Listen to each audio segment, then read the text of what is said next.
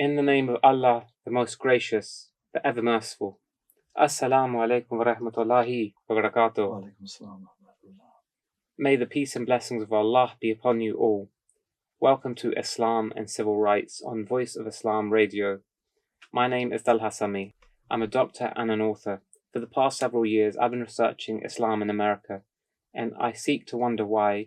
Why is it that Islam isn't mentioned significantly in the conversation about civil rights? This series builds upon the Untold Story of Islam, 3 series where we examine the contributions of African American Ahmadis. This episode in particular builds upon the work from the previous episodes, where what we've been doing is looking at how identity was the key driver in the religion of Islam, America, and slavery, and unfortunately not provided in the Christian America of the time. However, it was provided in the religion of Islam and ultimately found by those in America.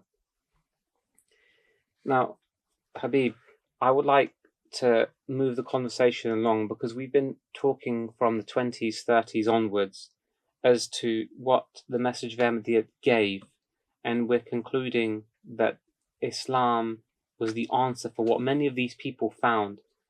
They built their own spiritual systems of mosques, missions, sheikhs, and they ultimately found what they needed.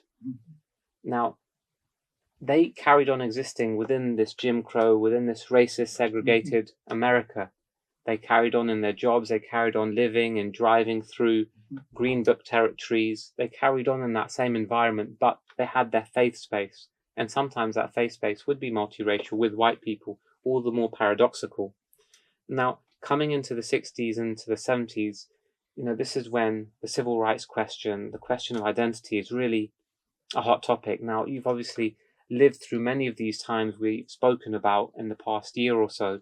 Tell us what the flavor was like. How did African American Ahmadis react to all this furor that was around them, to civil rights leaders? What was their take on things?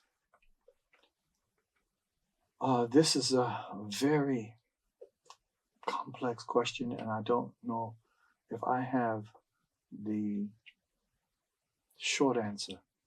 Take your time.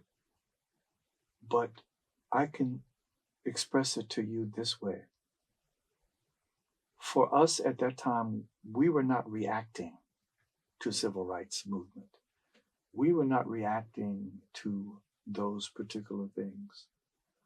What we were looking at was trying to increase our knowledge and taqwa. And we were doing this in the absence of not having a direct connection with the Khalifa of the time.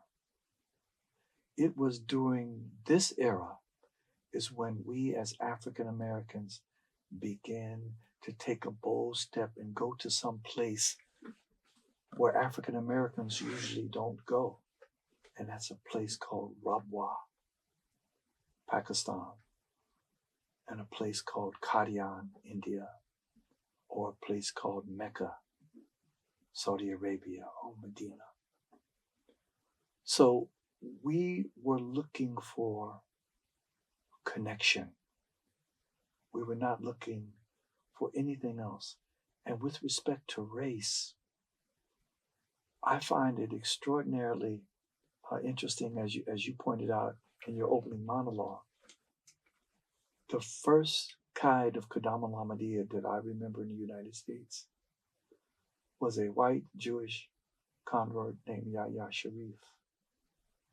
And I came into Islam and Ahmadiyya as from the Black Panther organization. Brother Muzaffar came in from New Republic of Africa, Haji Aminullah, others. And yet, we never saw Brother Yahya as some white cracker. He was Yahya Sharif Qaid of Qadam al-Ahmadiyya, and he could not be more of a brother to us. Secondly, one of our very first Sadrs of Ansarullah was a white convert from Boston. So for us, we didn't have this reaction of that. If you are a brother, you were a brother. We had African American brothers who were married to white convert ladies. And still are, I might And add. still are. And still are. So for us, it was not, number one, it was not a reaction. Can I just add in there as well? Of course, please. This comes back to the concept of ummah that Islam gave, that we started this series with. Yes, absolutely. Good point. Also, now we're taking these trips, these international trips. And this is when our brother Rashid American, he goes and he spends time with the second Khalifa. He comes back and galvanizes us even more. And it yearns this other kind of thing during the time of our third Khalifa. And that's when I first made my five trips to Rabwa and Qadian during those early 70s and into early 80s. But the point I'm trying to make here is, while we had Islam and we had the words and we had the faith, there was something very missing in Islam and Ahmadiyya, and it is called Caliphate. Caliphate then became a higher degree of certainty.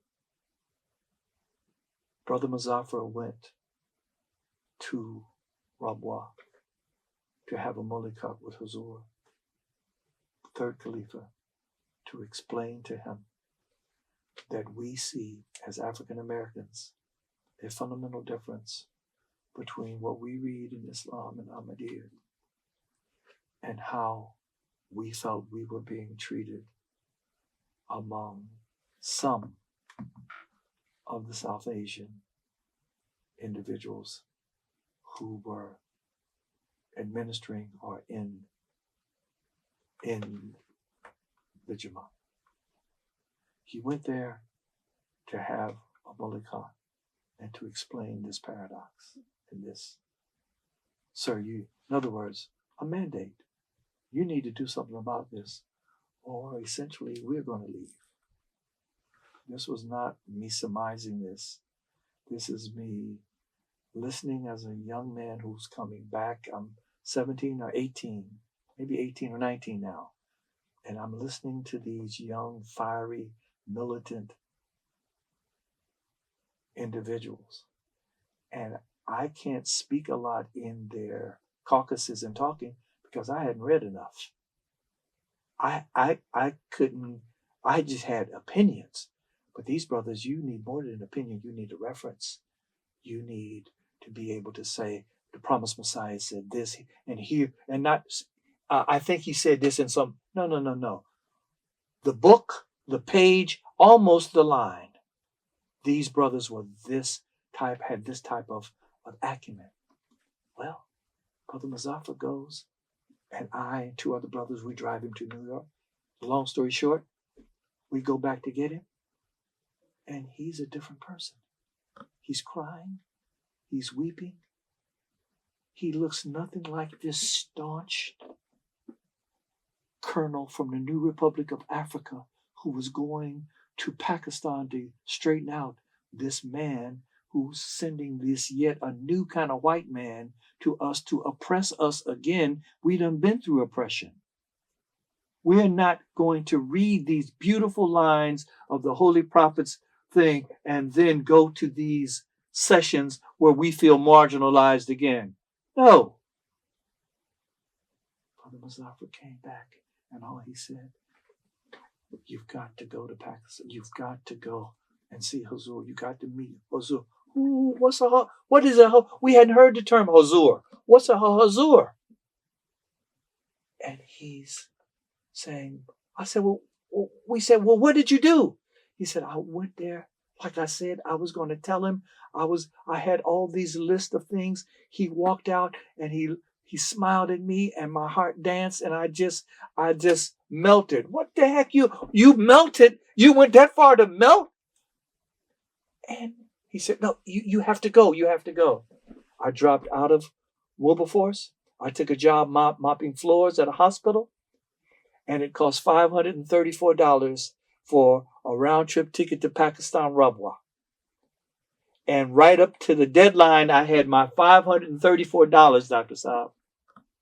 I don't know what that is in American money, but I mopped a lot of floors on that hospital to get that money. And he was right. 30 or 40 of us went. And we met the Khalifa of the time. And in meeting him, Dr. Saab, Ahmadiyya Islam took on a different dimension now. Because the Khalifa was not just a picture on the wall.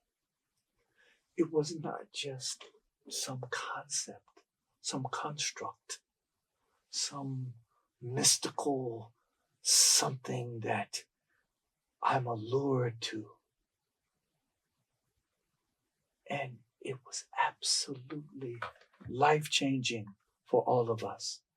So my point here is, it was this time when we had white individuals who had command and respect from black convert Ahmadis who had been in black militant movements, not civil rights movement. And remember, most of us who came in that era, we did not ascribe to the Dr. King notion of civil rights.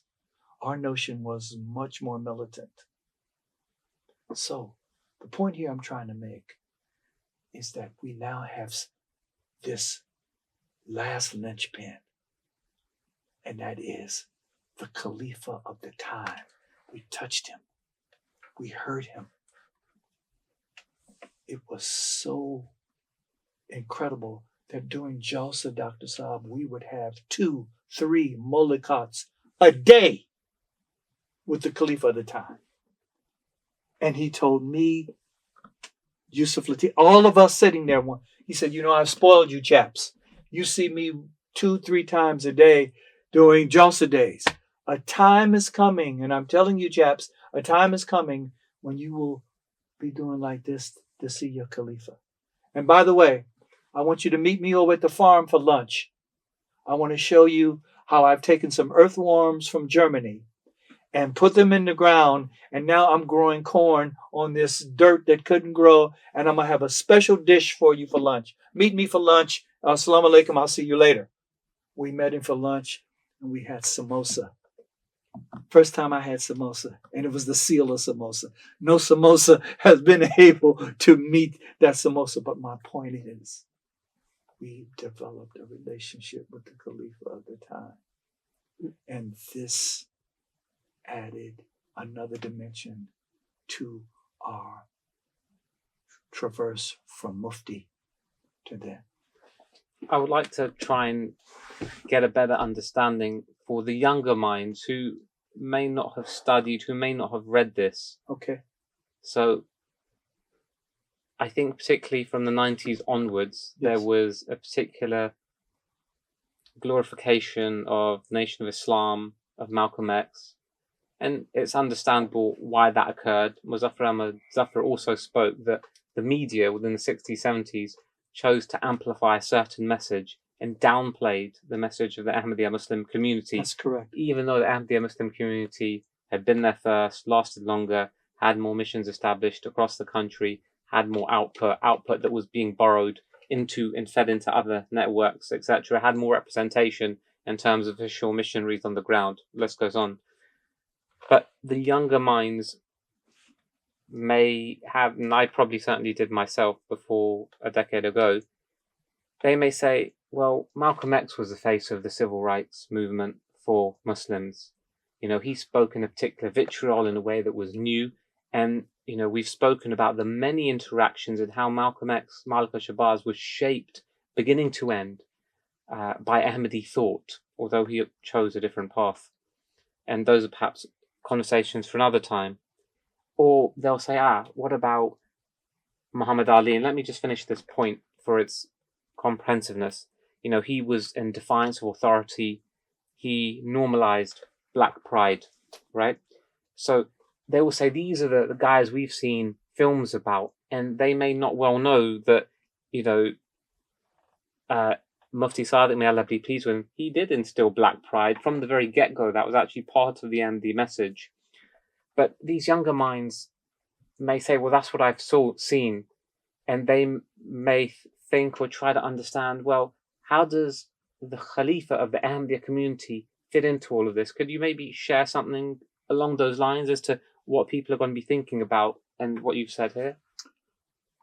I perhaps was one of those teenagers too that my father, who was an Ahmadi, he accepted Ahmadiyya at the age 17 in 1948 at the second, I believe it was the second Jalsa of the U.S. He was not a fan of Malcolm X's. He was not a fan of Muhammad Ali.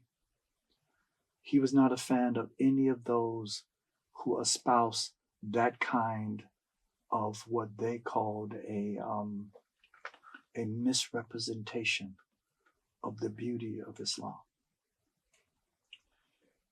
And just because something gets press, we've come to know now. And the young people now would understand this. The Muhammad Ali's and the Malcolm X's, they got a lot of likes. They got a lot of, if this was social media, they got a lot of likes because of X, Y, and Z. And I'm not saying they don't have merit, because both of them I personally admired for different reasons than our father. I didn't have his understanding, depth. And as sons, the older we get, the more we realize just how smart our dads really were or are. Okay, as we met your dad on the street this evening. To answer that, Dr. Saab, simply is this for me, and that is the Malcolm X's and the Muhammad Ali's drew headlines. They sold newspapers, and they had to sell newspapers then. They created this newsworthiness, this something that captured it was all of these things. Look at all of the brilliant work that Humanity First does throughout. Our young listeners would know about Humanity First. How often do we see Humanity First on CNN? Do we see Humanity First on any of these news outlets?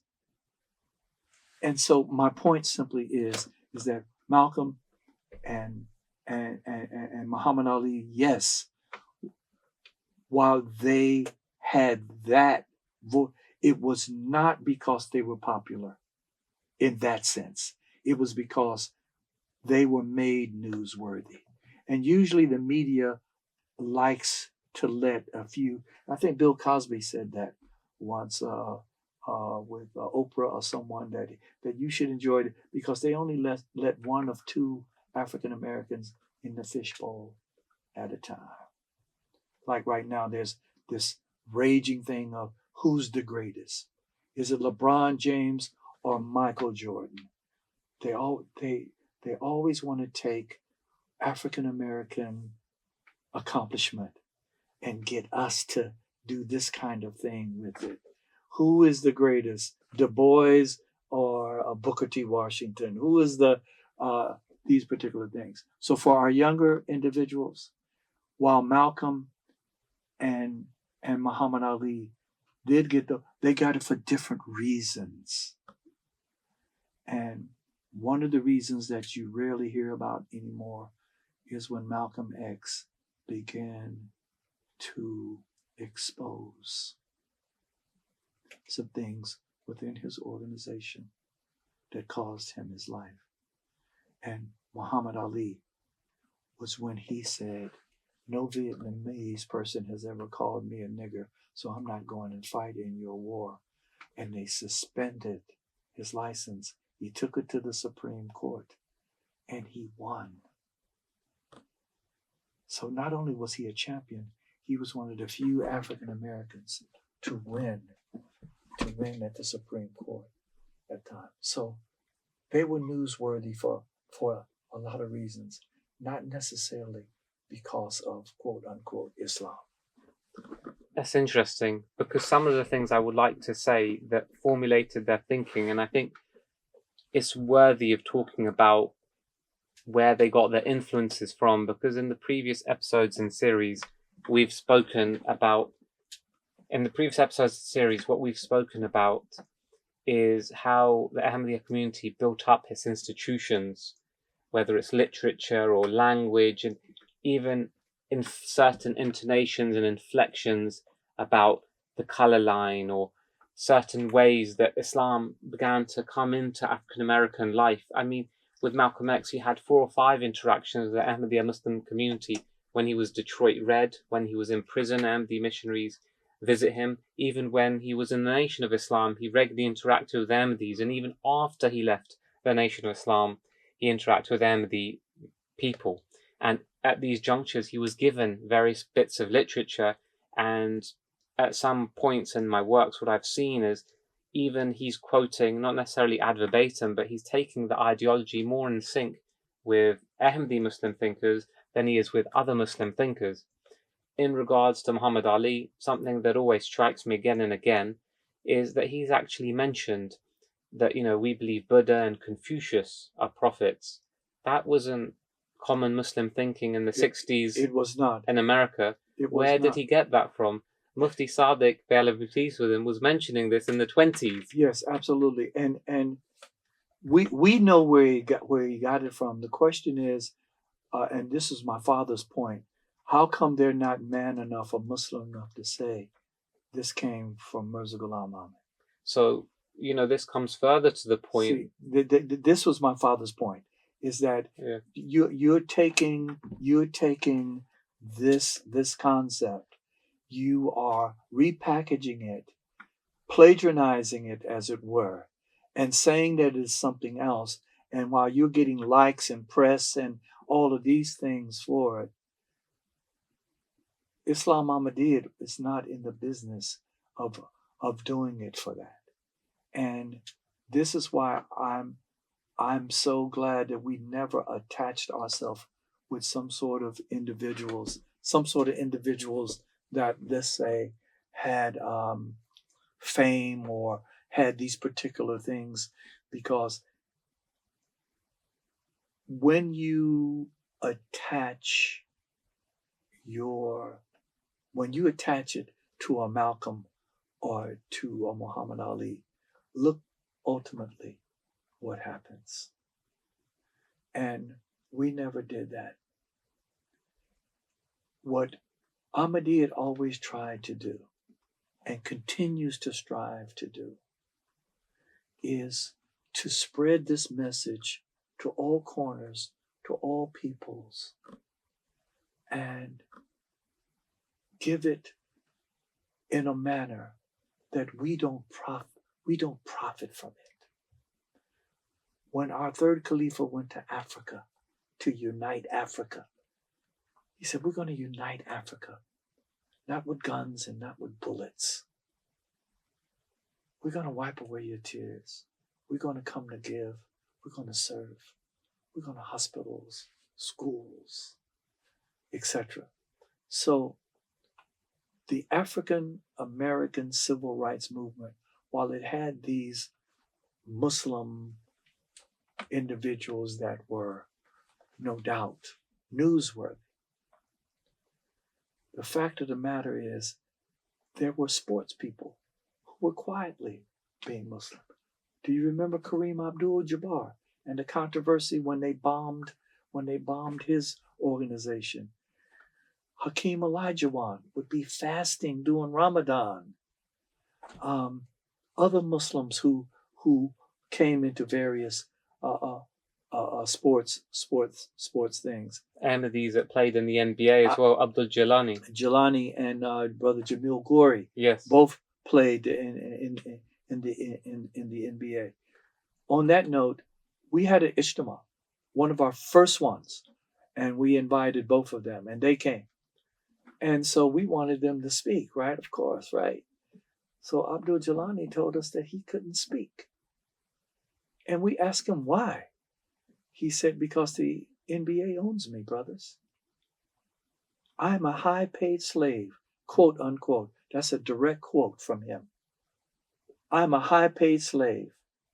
If I was going to speak here, I have to write it out, show the league. They have to approve it. My team has to approve it.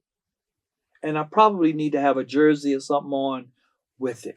They're not going to do that. So I won't be able to speak to you officially. We looked. We were stunned. Every young kid there wanted to maybe go to the NBA. And he and both Jamil both later just pivoted away and they went to play in Europe. I don't know if that relates to what he said there, but the fact of the matter is that he couldn't speak up and speak out at an ijtima because he could not get approval from the league to do so. So, civil rights, Malcolm, Muhammad Ali, yes, they were intertwined, but yet the fact of the matter is both of them paid a heavy, heavy price. And that price is still not aligned, in my view, with the civil rights movement. I think I would like to close it out, but from what I've read and from our conversations for the past few years, my understanding is of the Ahmadiyya Muslim community in terms of external efforts. Of course, there was all the internal reformation that was the focus, and that's really what we've been talking about. But it was the changing of mindsets and of vernacular. I think Brent Turner, an external observer, has called it the jihad of words that Malcolm X inherited from the Ahmadiyya Muslim community, that reformation of morals, the building of Islamic spiritual systems in closeness with their Lord. Okay, excuse me for rudely interrupting you.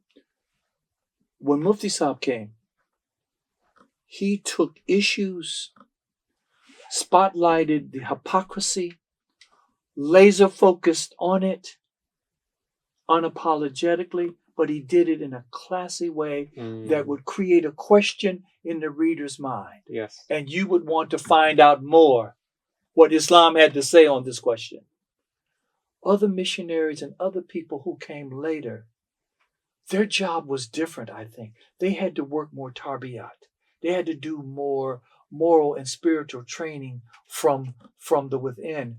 And now that the reason I interrupted you is because, yes, when I look at the timeline, now thinking, Dr. Saab, I could see clearly where if I'm not an Ahmadi or I'm outside looking in, I could say, well, why is it that this Mufti person, he looked head on and took issues on head on that affected Black America, and others came and they pretty much sugarcoated and don't want to talk about it, and because they were trying to do something else, I think, and that was to give those who had accepted, to give them the strength to hold it and to keep it and to pass it on. It's one thing to bring people in. It's quite another, as you know, for us to keep and to retain good converts. And I think that's where we could perhaps see a disconnect. It's not that the Jamaat abandoned the civil rights era. I think Mufti's job, I think what I'm seeing now is as one of Mufti's callings was to bring it, calls attention to it, invite, and people coming still to invite, but they had to maintain and build on it. So we've come to the end of this week's episode. Please do join us again next time for more insight into Islam and civil rights. I'd like to thank my panelist, Habib Shafiq. I would like to mention that the views and opinions mentioned by the panelists are their views only and do not necessarily represent the views and outlook of Voice of Islam Radio. For feedback and more information, or to listen to this episode again, please log on to www.voiceofislam.co.uk. Up until next time, Assalamu alaikum wa rahmatullahi wa barakatuh.